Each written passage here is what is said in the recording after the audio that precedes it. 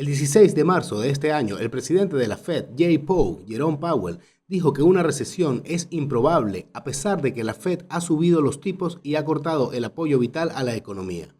Unos meses más tarde, el 22 de junio, Powell dijo que una recesión era una posibilidad, pero no probable. Y nos preguntamos, ¿qué ha cambiado?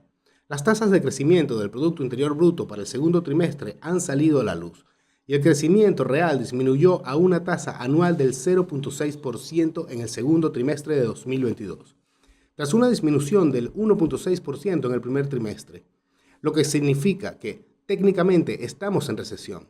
Pero Jerome Powell dijo que no cree que Estados Unidos esté actualmente en una recesión. Pareciera que tuvieran su propia interpretación de recesión. Eso es probablemente lo que sucede cuando uno fracasa en su trabajo. Sin embargo, un mes más tarde, el 30 de agosto, dijo que algo de dolor está en el horizonte. La economía está en declive, la bolsa se ha hundido y las empresas están quebrando. Pero Jerome Powell sigue evitando la palabra recesión. Está dispuesto a llamarla como ellos quieran. Déjenme decirle lo que significa algo de dolor.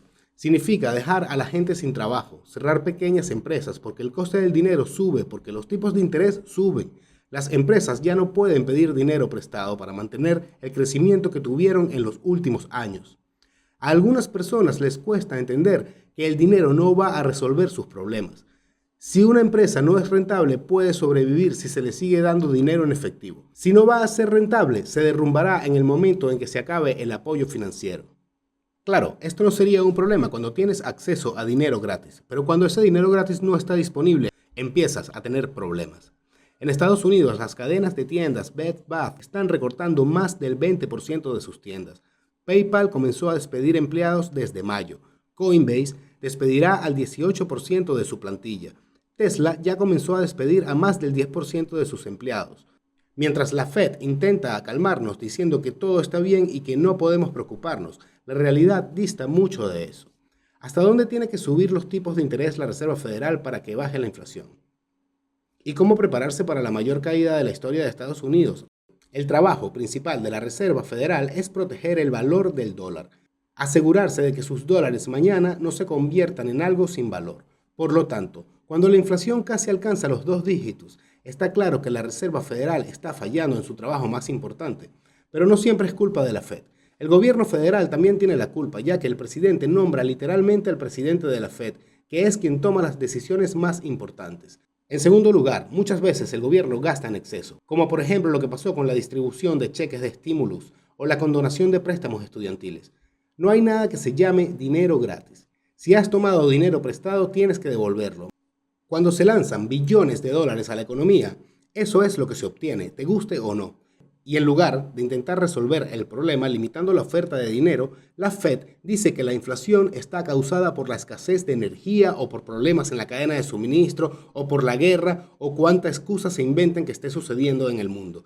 Sí, por supuesto, estos son factores que están contribuyendo a la inflación, pero no excluye el hecho de que hay demasiados dólares en la economía.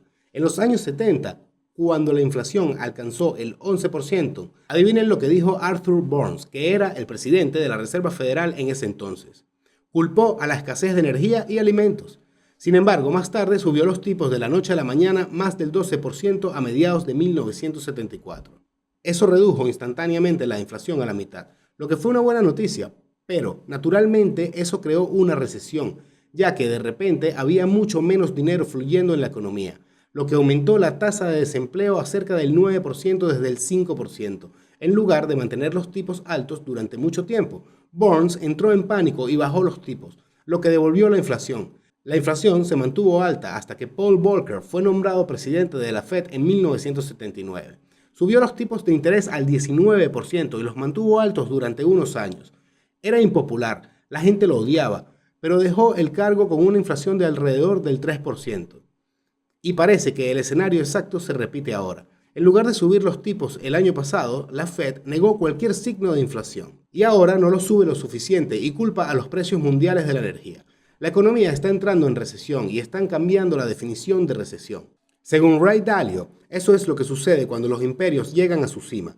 Todo el imperio funciona con deuda. Sin embargo, la deuda de alguien es el activo financiero de otro. Literalmente, un activo de ingresos pasivos. Cuando la deuda de los Estados Unidos aumenta, otra persona en el otro lado del mundo que tiene esa deuda se vuelve más rica.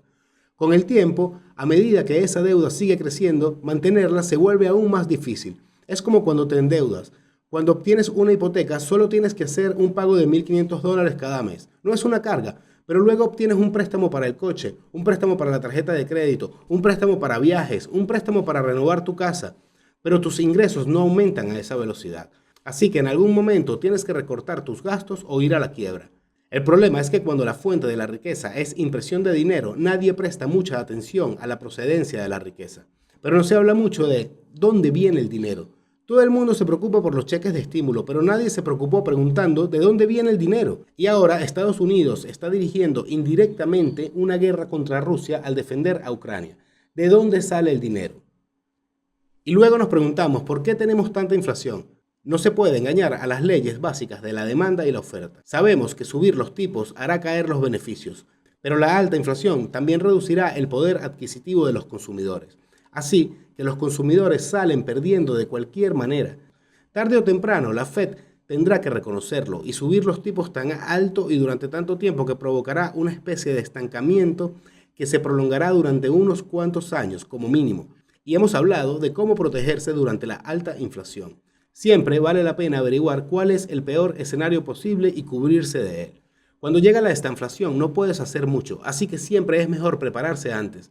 Gracias por llegar hasta aquí. Recuerda suscribirte al canal, activar la campanita de notificaciones y regálanos un like para que muchas otras personas puedan compartir esta información.